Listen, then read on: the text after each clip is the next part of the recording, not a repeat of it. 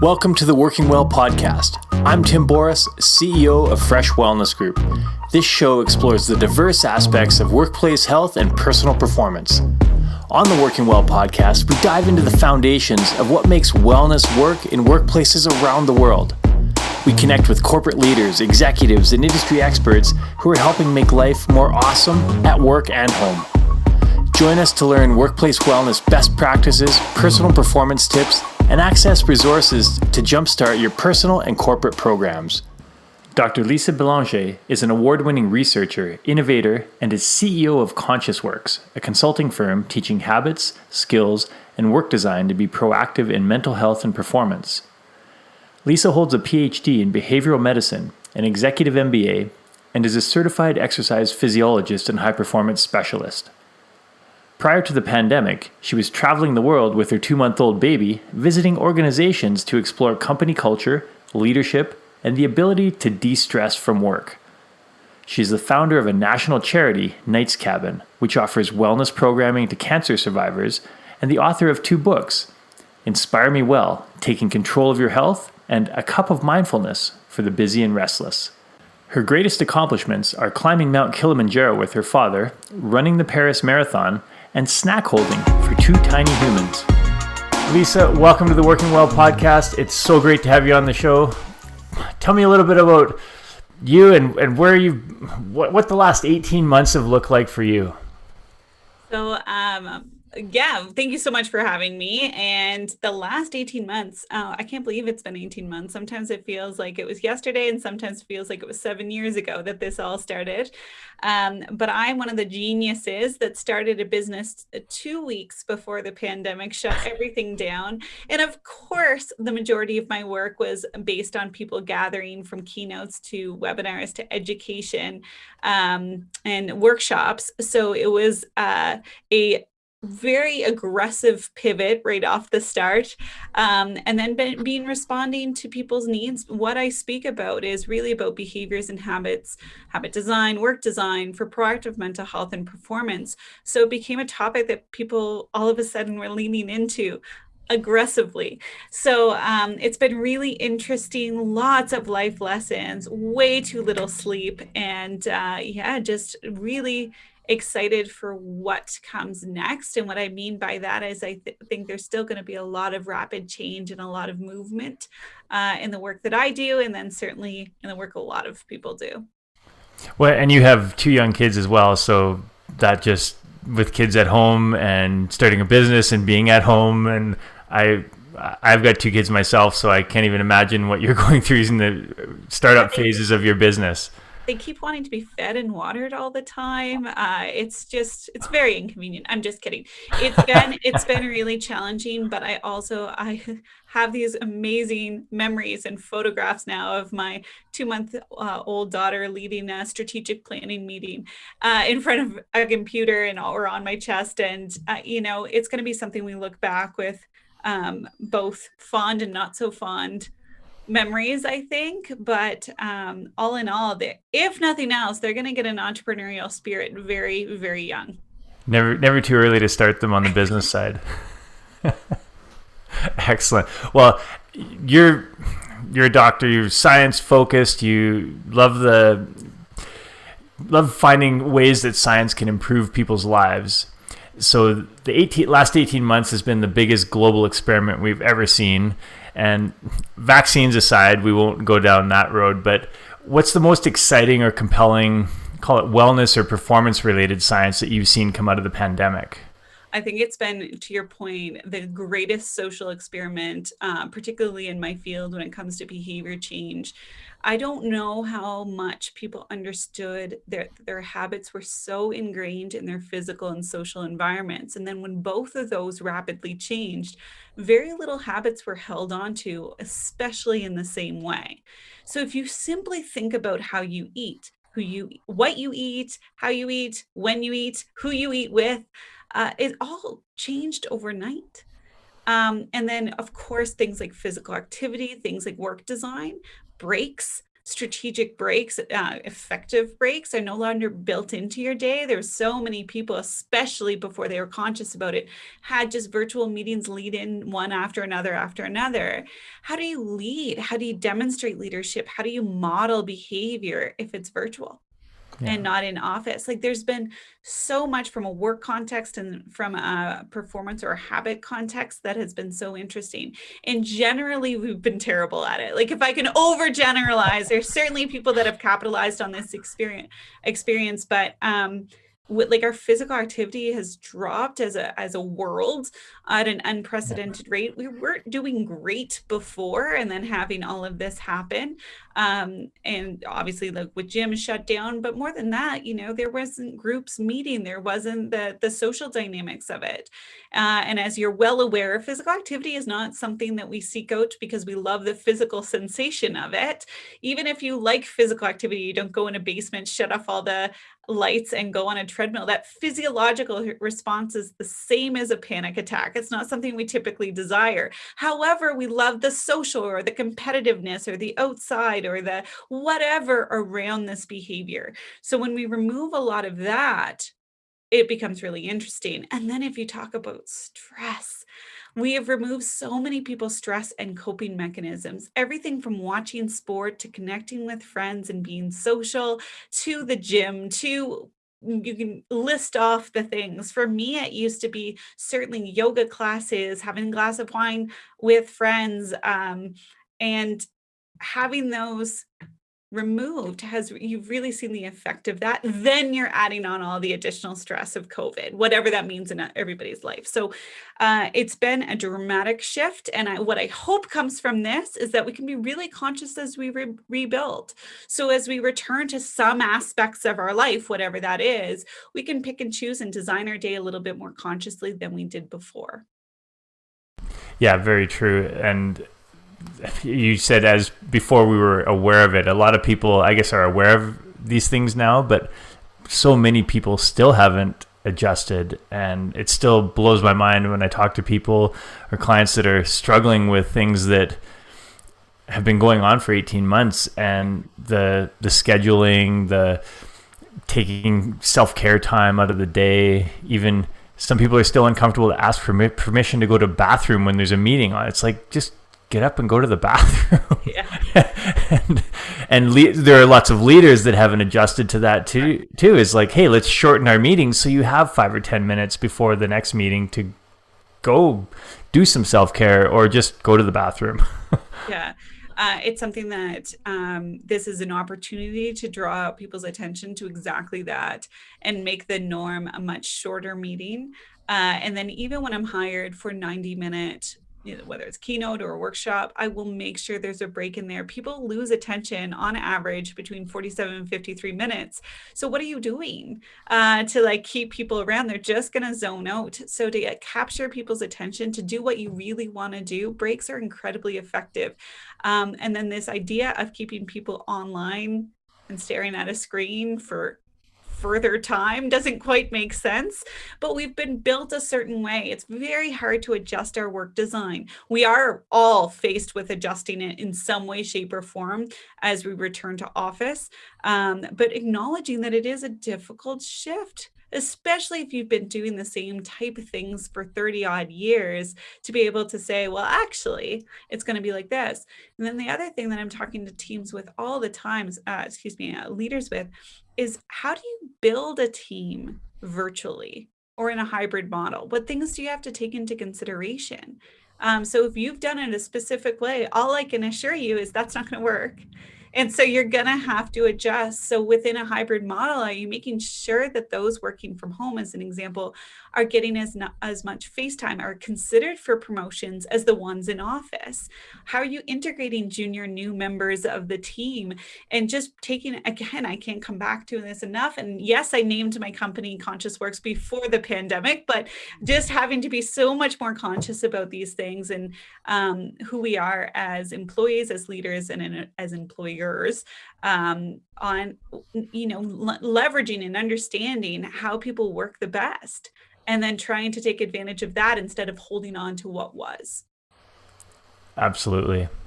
Yeah. And that, when we talk about habits, what is the science saying about habit development? Like, is it as hard as people commonly think to make changes? Oh, behavior change is very easy. Getting it pointed in the right direction is very hard. So it's not hard to change our behaviors. It's just the ones that we want to change can be really difficult. When I studied behavior change, when I was going through grad school, it was very much studied as if it was a conscious approach. And that's typically the one that we take when we look at health behaviors, or a lot of the science around health behaviors, as if this is a full thought process.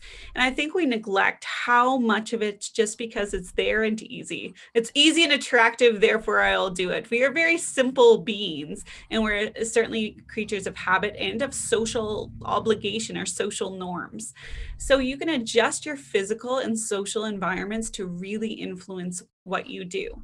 So the conscious effort is knowing that, and then trying to let like these automatic processes and these automatic drives we have take over, these cravings, these innate needs that we have, for example, to belong or social, letting that take over instead of trying to rely on willpower and motivation. Willpower and motivation are not great at the best of days, and then let alone add in really stressful days, add in a whole world of difference, and then it really gets impacted, and then we become really hard on ourselves, and we have this awful black and white language that we speak to each other. Oh, we failed at developing that habit. No, you didn't fail. You have to just try again.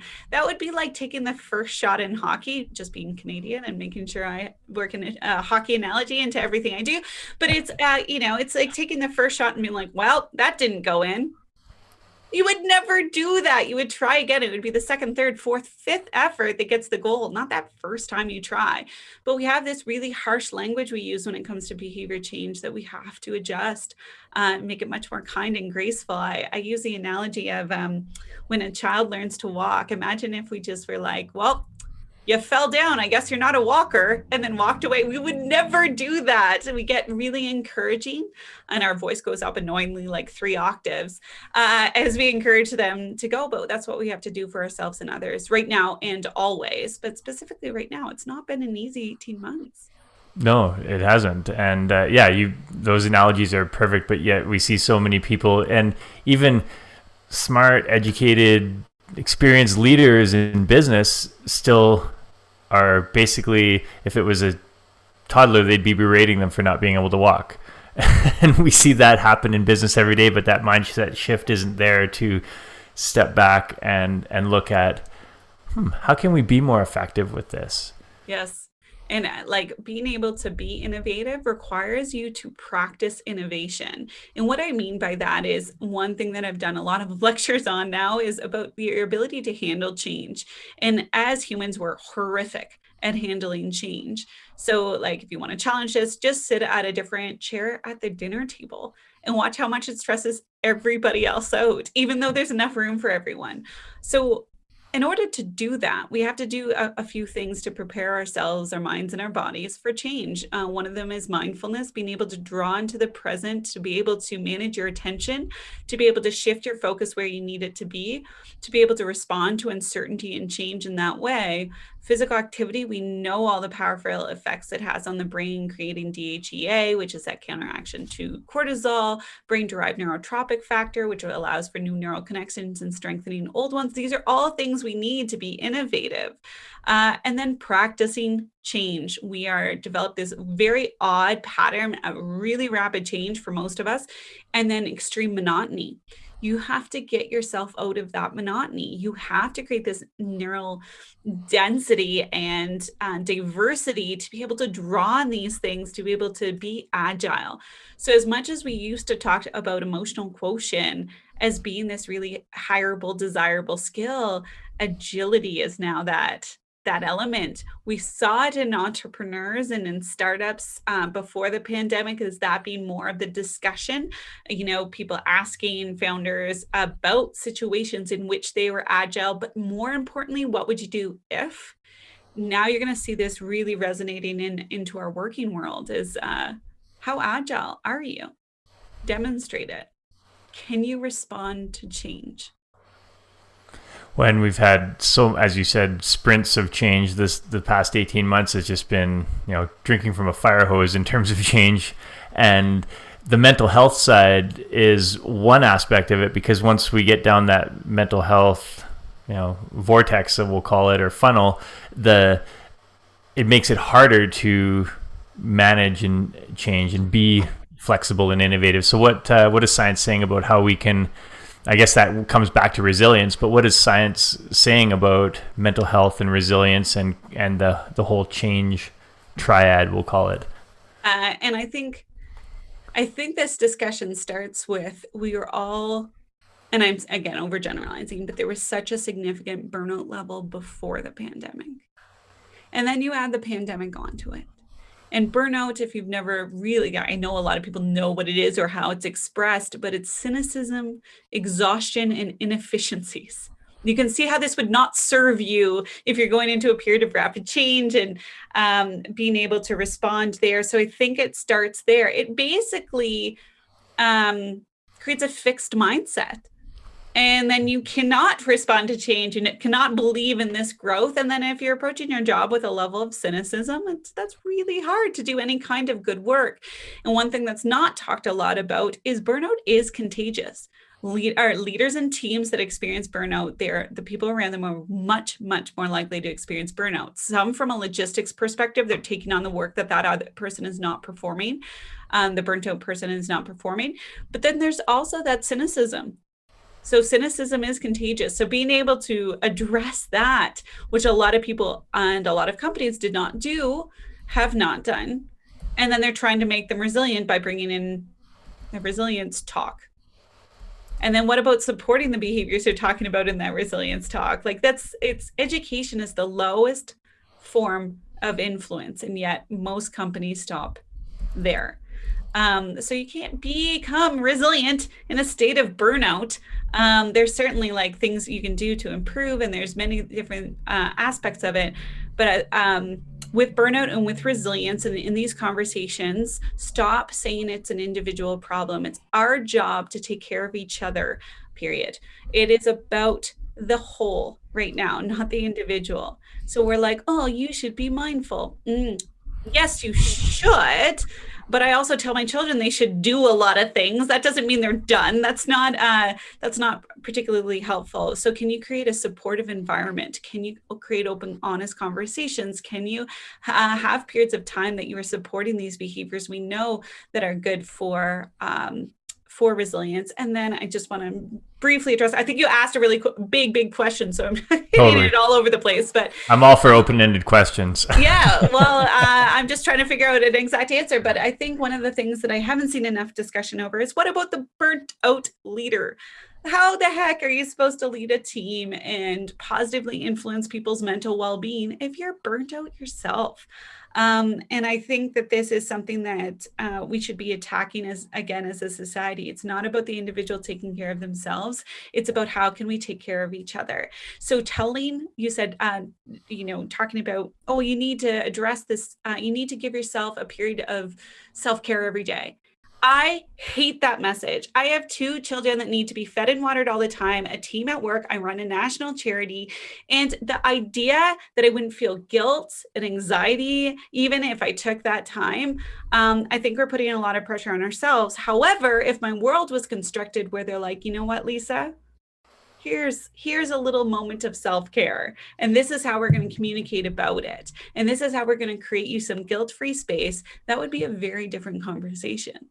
Because I know it's needed. It's not like a lack of knowledge that I have here. It's very much about how our worlds are constructed and what are the expectations of self. And those that have the greatest expectations of self tend to have the hardest time getting self-care, but actually need it the most. Absolutely. And you bring up a great point. The way something is said or delivered, the message is delivered, and also that person's perception of the message can really, you can say this to 5 or 10 different people, and you're going to get 5 or 10 different responses because each person interprets it in their own way. And self-care is a really thrown around term, and I'm guilty of using it. but that is something that we all know we need to take care of ourselves, and that when we do, we perform better in all areas of life. But why is that not happening? Some of it's systemic in the organizational culture. Some of it's our own thought processes, habits throughout the day. So how does someone rise up from that? First of all, they need to know what their self-care is. So I think it's been like sold very improperly of being bubble baths and candles and a glass of wine. Like that is not self-care. Self-care is literally engaging in things that you know are going to be positive for your mental well-being and your performance. That could be so many different things. And then when somebody tells you to relax, do you know what does relax you? Like, are you aware even what those activities are? And they're certainly not, everybody's answer is not the same. The idea of laying on a beach somewhere causes me anxiety. It does not relax me to assume certain things around this.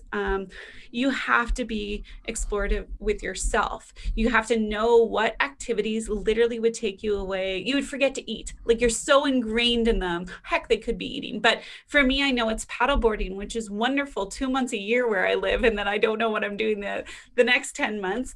But being able to establish what those activities are. So for me, meal planning is an act of self-care because I get hungry and then I get hangry very quickly after. So if it's already prepared or if I already know what I'm going to have, it's a very different approach. Yeah. And so like just establishing what those behaviors are and really thinking through and then seeing how you can construct habits and work design and day design around that. What are your non-negotiables? What do you need? So one of the lessons over the pandemic for me, I'm an extrovert. I typically get energy from being around people, but I was just unaware of how much alone time was built into my previous schedule. I traveled over 100,000 kilometers in the 6 months before the pandemic. So there was in the car, in the airplane, in the lounge, in the hotel that was built in for me. When the pandemic happened, we had 5 people in the home. I never had a moment to myself. What I didn't truly realize is that emotional processing happens when you're alone in solitude without the absence of other people's thoughts. So I actually had to get up, and I don't mind this. So I know some listeners are going to be like, ew, no. But I would get up at 5 o'clock in the morning and walk by myself for half an hour to 45 minutes. And it was game changing for me. And so that has become a non-negotiable. How can I get a half an hour to myself every day and be not watching Netflix, not reading, just literally alone? And so for some people, it's connection that they absolutely need that has been taken away. So how do you establish that? But you have to be aware of these things in order to be able to develop something that makes sense around it. And being able to prioritize that is challenging, but asking somebody else to prioritize it for you is a little easier. So for example, this has never happened, so maybe I should make it happen after this conversation. But if I told my husband, I really need some time off and I need you to design it. Like I need you to create it and make it happen. Or what he used to do is drive up to the little lake, pump up my paddleboard and call me and say, it's waiting for you. So then it becomes, I'm more of a burden to say no than I would be to say yes. And that makes it a lot easier. So in periods of stress and times of significant need, can you rely on others to help you out with that? And a big part of that, as you already mentioned, is communicating, knowing that for yourself, and then being able to communicate that to your support team and those people in your life that are there to help, and being able to say, yes, if I get stressed or this is what would help, and have them. Yeah, I think that's awesome. And I know my wife and I, if we get a bit tense in our conversations, we're often like, all right, let's go move, like do a workout, or for us, it's usually something activity based. And then we'll come back and we're like, what were we arguing about? Oh, totally. Yeah. Absolutely. And I think, well, we joke around all the time that, if there's tension in the house and there's a pandemic happening, it's a pressure cooker.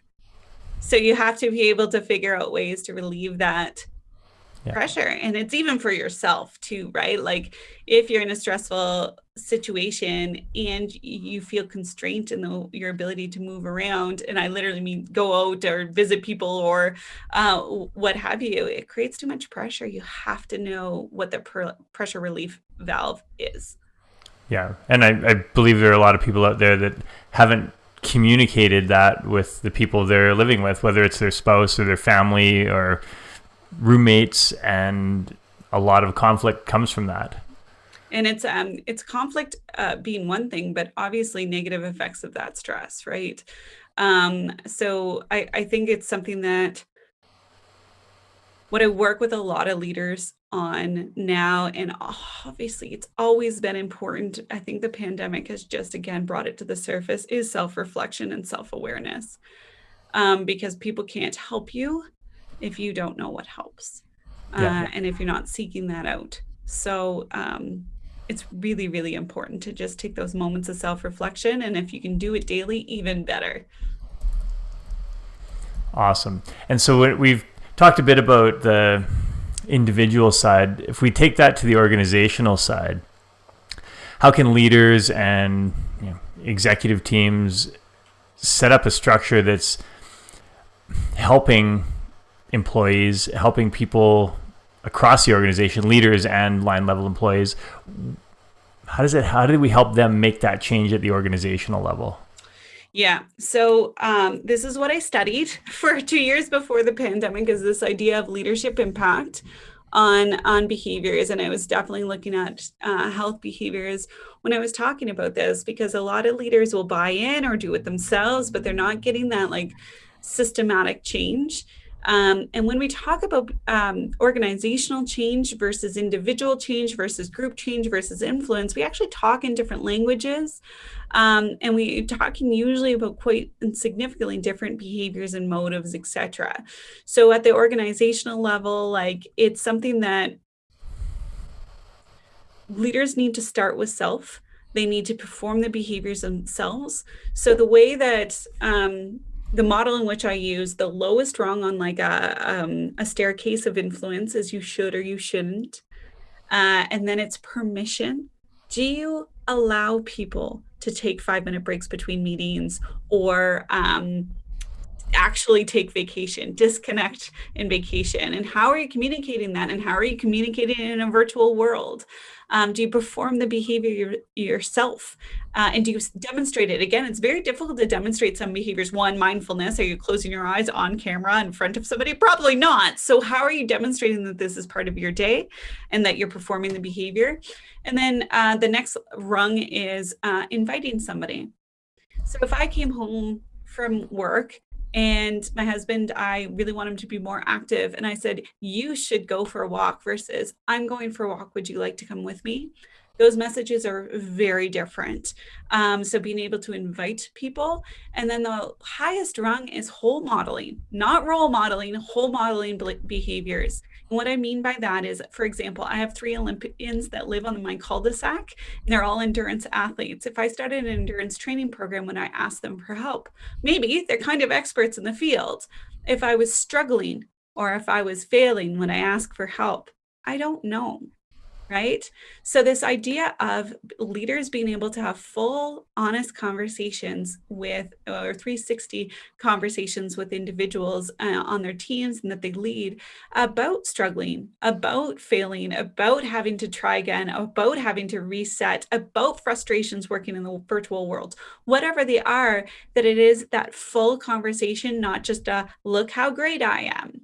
That can go so far in creating psychological safety and creating meaningful conversations, and being able to understand what the true struggles are and what people want from, whether it's habit development, behavior change, health programs, or if it's simply our new workforce and what does that look like. So when we think leaders have more influence than I think they are even remotely aware of, and just educating is that lowest rung. So can you integrate and can you think more holistically about who you are as a leader, what influence you possibly can have, and how you communicate? I think I like that model of, and the whole modeling as well. I think that's, and what you said about inviting somebody, I think, a lot of people are like, point fingers. There's a lot of pointing fingers in the fitness and wellness industry. Yes, there is. And it's always in the fitness and wellness industry. And I mean, I was in it, I guess I'm still kind of in it, but I was in it as a trainer and lecturer for so long. And then I'm going in and telling people this is how they should be active when it's my job. I am paid to be active for 8 hours a day or whatever it was. What a naive place to come from to assume that people can prioritize it in the same way that I can or in a very efficient way. When you think more about what is really attuned to people and how they prioritize and how they get reward systems, it needs to be much more immediate. So this is where I think we can look at performance, work performance, as a way to motivate and to inspire and to systematically influence people. Is you will get more done in less time. We have the research to prove that now. If you are active, if you get your heart rate up, you will be more creative. Well, you will have this neurodensity. You will. So it becomes very much something. My first podcast on my next season is, should we be paid to exercise? You can see where I'm leaning on this one, but exploring that from a research and an outcomes perspective to really make the case for it, not just simply say, oh, that's a nice to have. Right? Love that topic. Yeah. Yeah. And, I'm going to listen to that episode. Yes, one listener. Yes. But yeah, we always talk about intrinsic versus extrinsic rewards, and trying to find ways to influence people to make these healthier choices and to integrate it into their lifestyle. And we hear a lot about the reward systems in corporate culture with the different perks that people can get following these challenges that happen, whether it's a pedometer challenge or some walk around the world type thing, and they're getting prizes. And again, that I'd love to hear a bit more of your thoughts, not to take away from your podcast topic. No. This is my rant. Okay, perfect. Let's have it. I cannot stress enough for anybody that's in corporate wellness, the collaboration is the new competition. Competition is dead. Stop thinking of competition. I'll tell you why.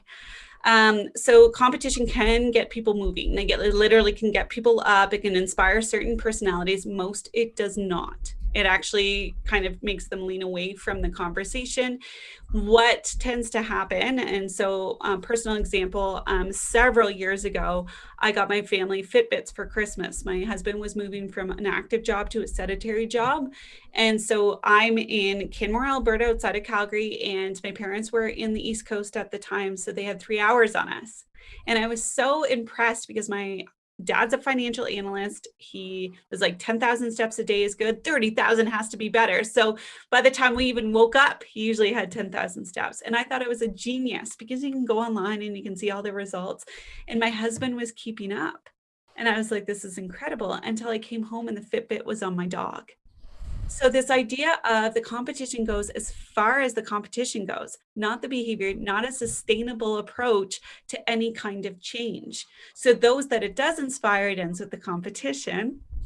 And those, a lot of people are not inspired by it whatsoever and actually pull back from it. If you address it from an innate need, so a belonging or a social perspective, you will have much, much greater success than a competitive one. There's so many different ways to look at that and be creative around it, but I really encourage to get away from the competition. And typically the people that it actually gets most gravitated towards the challenges are people that don't need the challenges whatsoever. They're already people that are very competitive and active and like already of this mindset. So yeah, taking a really different approach. Absolutely. Yeah, we see that all the time with our clients as well. And it's what are you rewarding? Are you rewarding that outcome, or are you rewarding the process that's going into it, and what's that process tied to? Mm-hmm. I love that you said the people that are most interested are the ones that need it the least. Yes. Well, and I try to challenge companies too. Should you call it a wellness program? Should you? You can have a wellness program without ever calling it anything.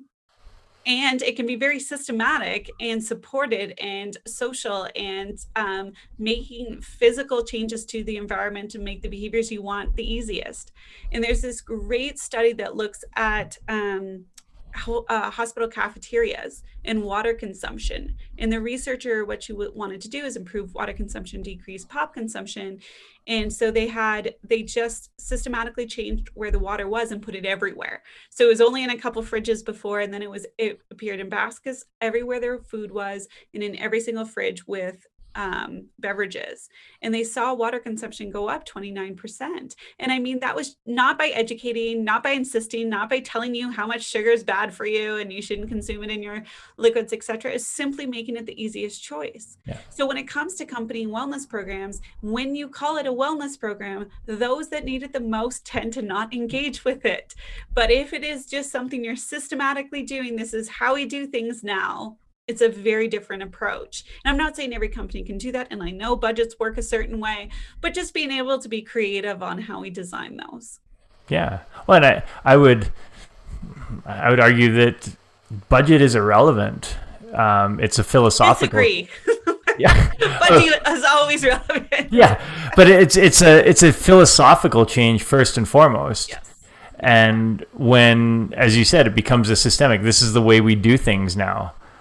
And that, obviously it takes money to do some things, but I would argue that most companies are spending way more on things that are detracting from wellness. And it's not about adding money to a wellness budget. It's about reallocating funds. Yes. And looking at, hey, what are we doing that's making things worse? Can we allocate something to shift it to an area that's going to make things better? Well, and so I've worked with organizations so I worked within a very large health organization that insisted on having a Coca-Cola machine on their floor because there was one individual that loved Coke so much. Like, this was his drink of choice. He would probably have 2 or 3 a day. And so they needed to keep it. Why? And I understand it's then taking away something from somebody, but honestly, challenging that, why? We know how systematically bad that is for health and well-being. So as a health organization, what are you communicating to everybody else on staff? Yeah. And so I was fascinating.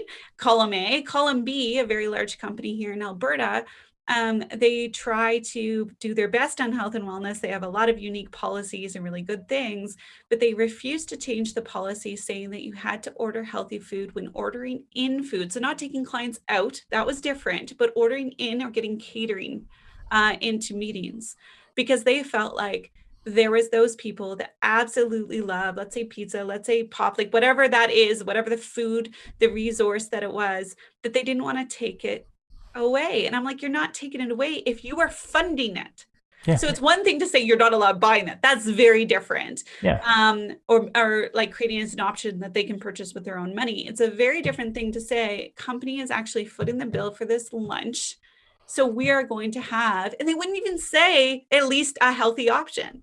Like they wouldn't even have any kind of policy around this. And I thought that was fascinating because it sounds like you're just kind of throwing band-aids at things at this point if you're not able to figure out a way to bring a philosophy and a policy to support that philosophy, to be able to implement something and say that's how you communicate it's really important to a company.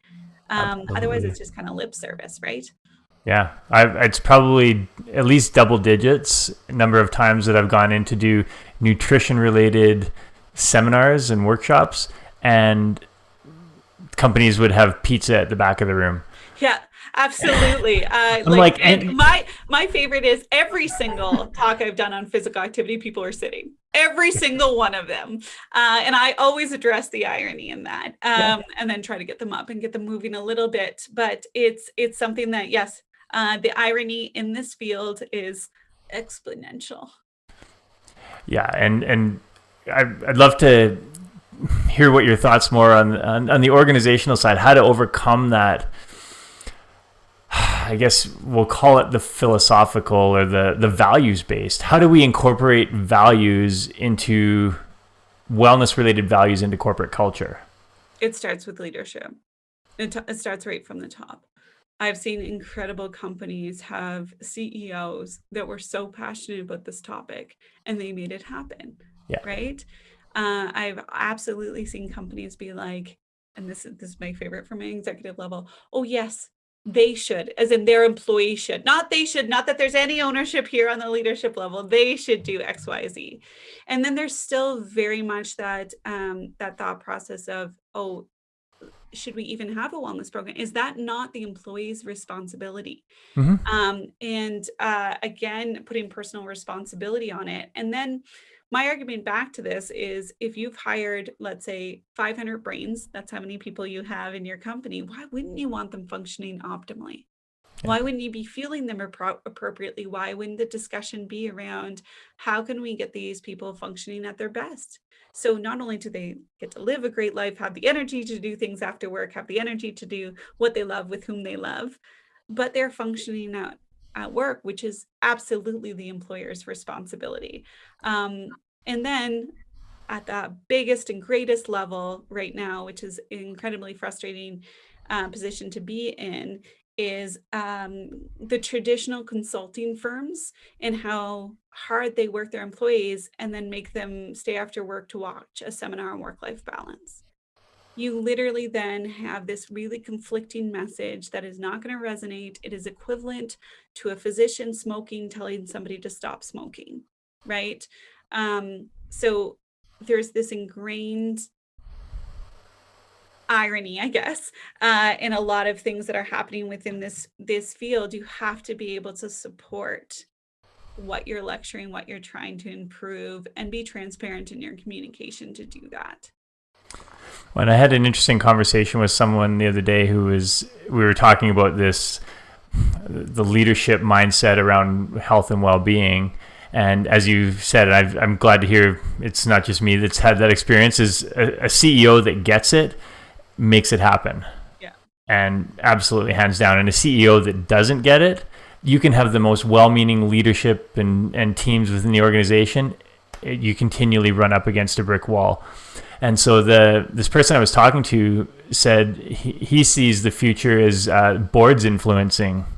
So when the boards and the shareholders are like, hey, we know the science shows that this produces a return, and if the CEO is not going to get on board with it, we're going to replace the CEO because the board makes the decisions. I've seen this happen too, where boards say, yeah, this is super important. We absolutely want this. We're going to pay for the most extreme measures at the executive level. That is all. We are going to protect our assets that are, the ones that have the most influence. Yeah. And we're going to leave it there. Or we're going to hire somebody with not the appropriate background, not the appropriate knowledge, and put them in a wellness position and then hope it works. Yeah. We're not going to measure our success. We're not going to have any data to say if this program's worked or not worked. We're going to do it from the seat of our pants. And that's why 2 recent studies coming out about Fortune 1000 companies looking and examining their wellness programs, and they don't work. It's not that wellness programs don't work. It's just there's a strategic part of it involves a lot of behavior change, and certainly that being pulled from the top and being championed from the top. It doesn't matter how many group champions you have if you don't have somebody in the executive room and on the board or in the executive that is not only just championing it, but living, breathing it. And again, this is just how we do things here. Yeah. We take care of our people. I love it. Absolutely. And let's segue a little bit into slightly different. We've talked a bit about it before, but all the science is there. You've started your business right before the pandemic. Talk about how this science has helped your life. You already mentioned the 5:30 in the morning walks, but what else have you implemented? What have you incorporated that you said, yes, this is awesome? Yeah, so right before the pandemic, I was doing my postdoc at U of C. I was studying effective break strategy, and probably because I was so bad at it. And then in February, I took my 2-month-old daughter on a European trip to see how they take breaks, how they de-stress, how their businesses run really differently in Scandinavian countries than they do in North America, and what could we pull over. So there's a few different things that have really helped. is conscious, effective breaks, being able to break up your day, but doing something that's actually effective. So not just grabbing your phone and scrolling through social media or watching Netflix or whatever it could be, but making sure it's connecting with nature, connecting with self, and connecting with others. Fika is their traditional Swedish coffee break, and my husband and I have brought it into our house in some way, shape, or form. Which is just the importance put, like everybody fikas. Everybody took their coffee break. It was so weird if you didn't. Where in North America, it's kind of the reverse. So at 10 o'clock and 2 o'clock, when we can, we take our breaks. They're 10 minutes. It's not long. It's just making sure that you actually do that and that you really enjoy coffee or good baked goods or whatever that is. But yes, I would say the effective breaks, the science around effective breaks, you get either the same done or more done. I did a systematic review on breaks during work time. There's no reason not to take them. The number one reason people say is, oh, I have so much to do, but we actually know you'll get more done or at least the same. So that is one. Being conscious about physical activity. I mean, that is just an absolute must in some way, shape, or form. And then even food. Because I have more control over how I eat now, making sure that I have a sustainable diet. So I'm not doing that like crash and burn of the quick carbohydrates. So being more conscious on that. From a work design perspective, grouping and unitasking as much as possible. So just doing one thing at a time, trying not to let the competing needs of the email and everything else, those direct messages, etc. So having deep work every day, that has taken a while to actually design into my day, because at the beginning in startup mode, there's just so much going on and you're working with a team. So you kind of have to work with them while they're there and then get some of the deep work done well after hours. And then, I mean, I've been trying on sleep, but progressively failing on that. I blame my 1-year-old immensely. Yeah, no, I'm gonna totally blame her. Actually, I think that's only fair. That is absolutely fair. Yeah, sleep when you have kids under a certain age is like Elusive. Yes, you get some, but it's not great. Yes, and I admit that it has made me be more conscious of the things I can control about sleep, though, because like obviously I can't control her schedule. I do try as much as I can, but there's competing needs there. So being conscious about what I do, and then from a systems perspective, I'm not typically a systems thinker, but since COVID, it's all system design. What is your system in which you are supporting whatever habits or behaviors that you want? Because if you don't have a system, it won't be done. It won't get done. So yeah, designing way too many systems probably. That's a lot of great takeaways that people can use in their life, and I love to see that.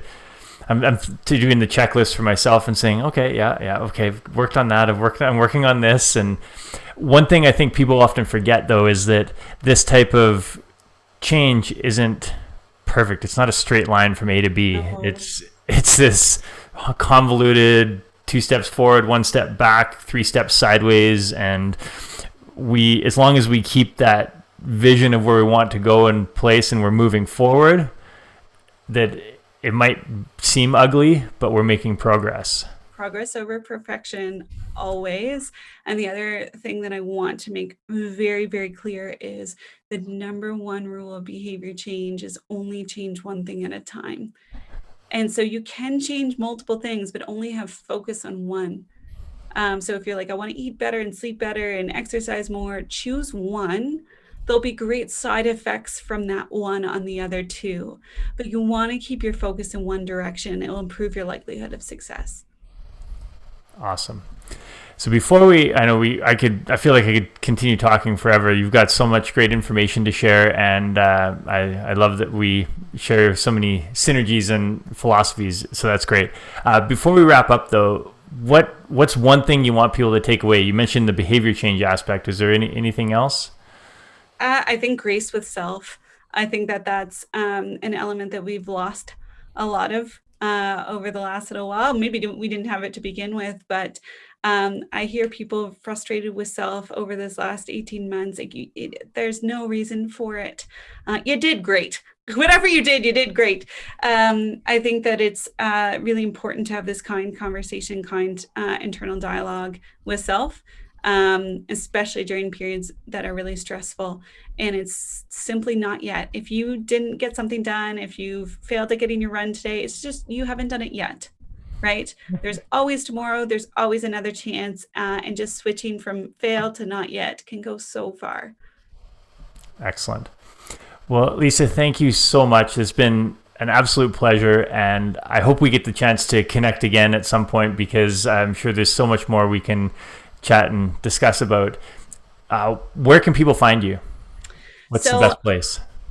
Like my home address? I'm just kidding. So at ConsciousWorks.com is my company, and we really specialize in the skills, the habits, the work designed to be proactive with mental well-being and performance. So really trying to capitalize on the science of leadership, the science of work, and certainly behavior change to get people functioning at their best, to live their best life. That's so cliche. I regret saying it, but essentially to live the depth of life that they want to. Fantastic. And I will put those links in the show notes so people can connect to you from the show notes. Thank you again. I look forward to the next time we can chat, and we'll catch up soon. Thank you so much. Thank you for listening to the Working Well podcast. If you enjoyed the show, don't forget to rate and review us wherever you get your podcasts. We love to hear your experiences and how you've applied tips from the show to your daily life, so please keep us posted on your progress. To stay up to date with new episode releases, make sure to subscribe to our mailing list by emailing podcast@freshgroup.ca and follow us on Instagram, Facebook, and LinkedIn. Thank you, everyone, for tuning in. And once again, I'm Tim Boris with Fresh Wellness Group. We'll see you on the next episode.